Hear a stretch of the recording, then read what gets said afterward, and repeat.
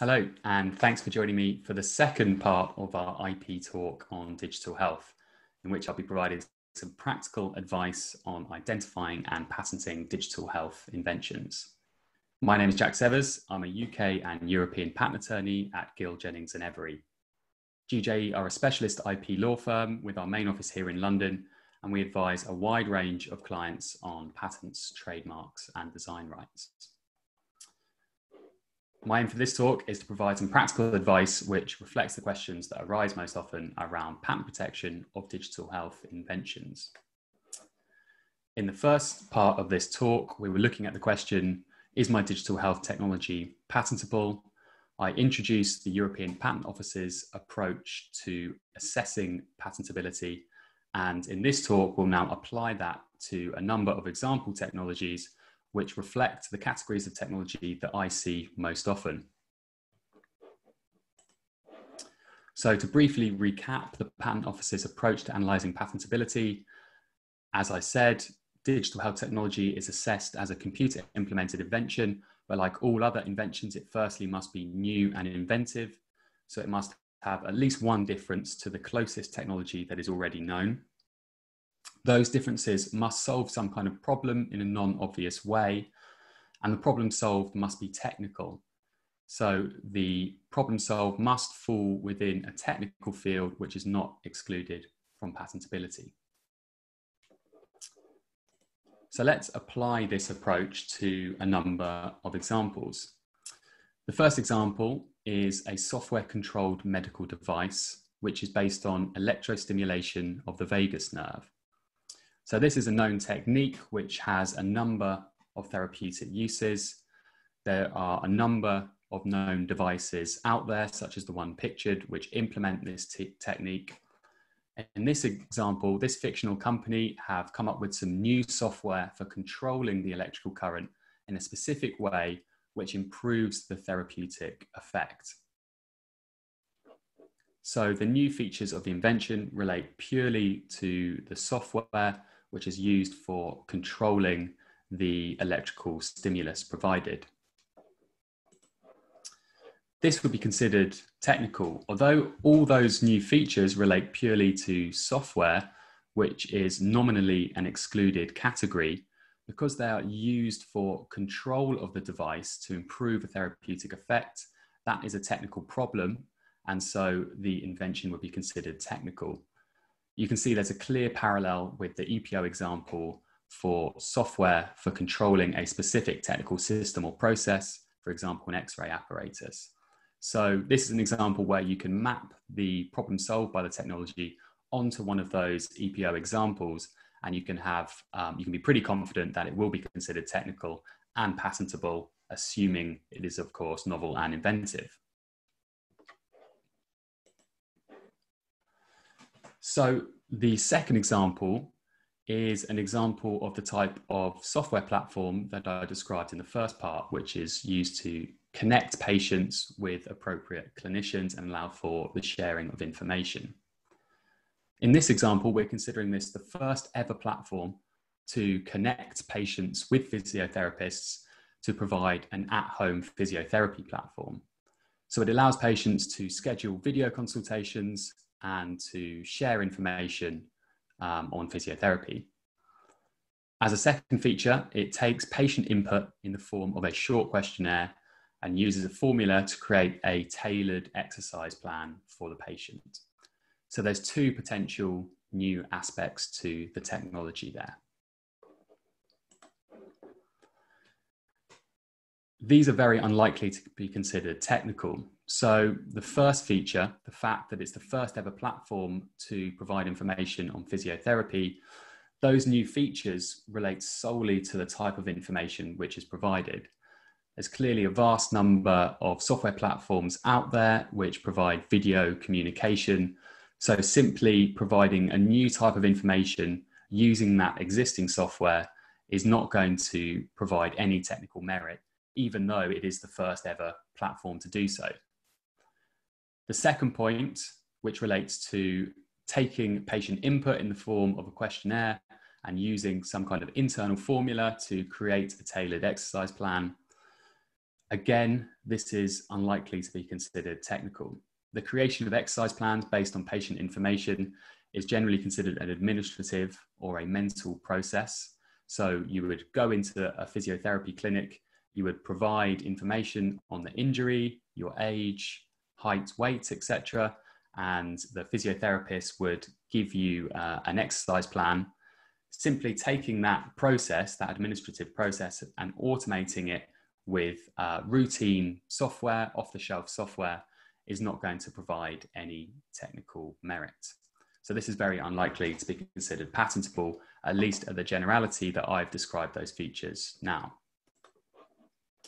Now, I wanted to discuss a few further aspects on these type of software platforms because I see them so regularly in my discussions with digital health companies. So the next question I would often get asked is, well, what would be considered patentable in this type of platform? Firstly, I would suggest that the guiding aim in developing a technology shouldn't be simply to obtain a patent. You should always be guided by providing a better product, by what patients or customers want, and then how to protect that, potentially via patent protection, should be a secondary consideration. But nevertheless, I do often get asked, what would be the type of features that would be considered patentable? And so I've included two broad categories of features here relating to these type of platforms that would be considered patentable. The first I've called non-application related technical software features. What I mean by that is they are features of the software which solve some kind of technical problem, but which are not related to the specific application in healthcare. In this case, they're not related to the provision of physiotherapy. They are more generally related to the smooth running of the platform. And the EPO provide a number of examples of these types of features which solve technical problems within the software itself. And these include things like improving data processing, improving memory allocation, enhancing data security or encryption, compressing or denoising video data. So you could have implemented a method for better compressing the video data to improve those video consultations, or restoring distorted images to help with a diagnosis of a particular injury. But those features are broader than the particular application. So if you'd come up with one of these type of features, you've really come up with a more broad computer implemented invention rather than a health tech invention, because they're not solely related to the health tech application, but they are nevertheless considered patentable. I would say that from my experience, it's quite unlikely that you would have come up with these kind of inventions if you're using generally kind of off-the-shelf software or routine programming, unless you've really started from quite a low level to come up with some bespoke software. It's quite unlikely, but they nevertheless are considered patentable. So it is something to consider. The second category relates to the analysis of patient data. So particularly if you've incorporated any type of hardware to take patient data, so sensors, a wearable device which measures the range of movement, for example, or even use of the camera to automate validation of the range of movement. Those kind of things where the software is linked to hardware, such as a sensor, and where you take input in the form of data from that sensor, those kind of features are considered technical and would be potentially patentable aspects of this kind of platform.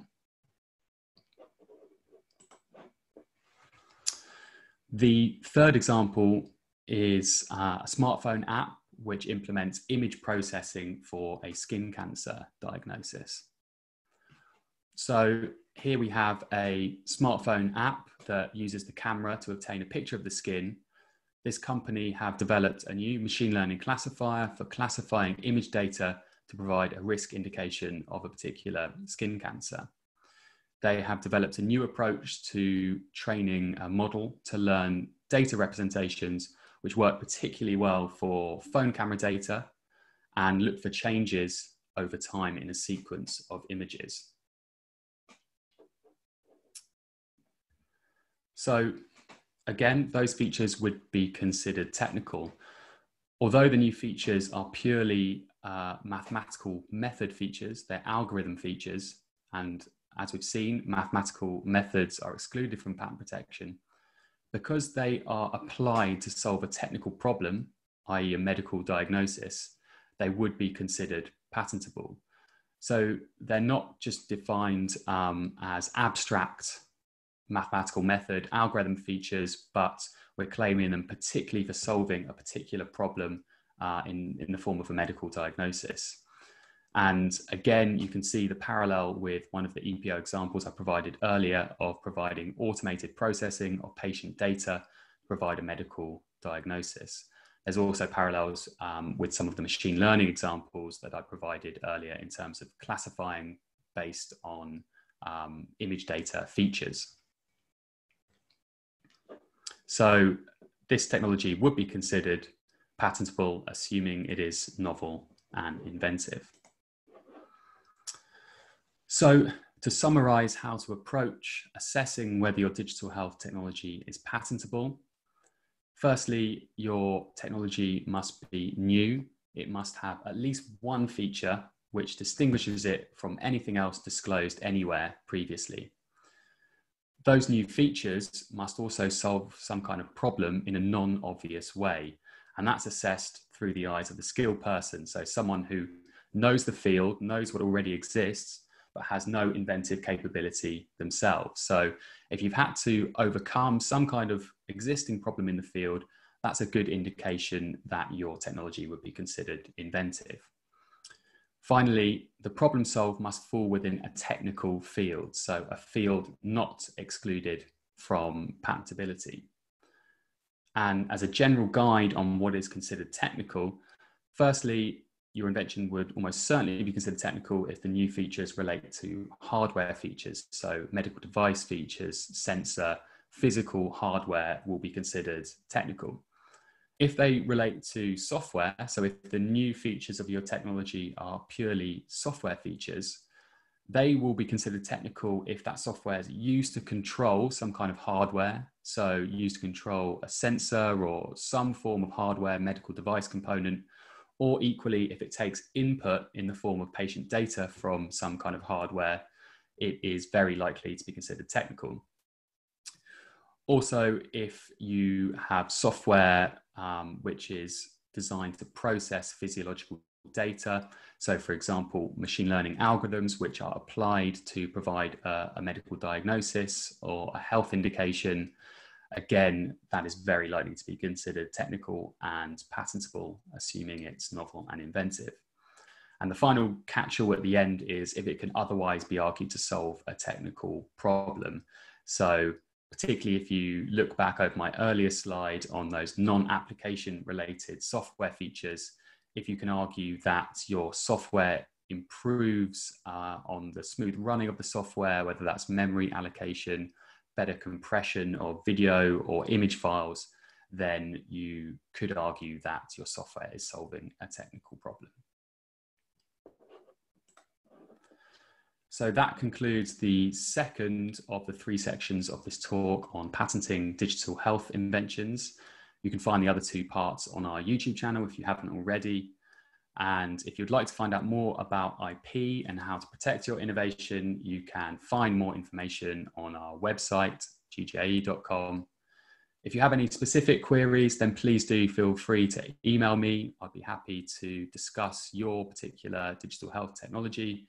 And equally, feel free to connect with me on LinkedIn. Thanks for listening.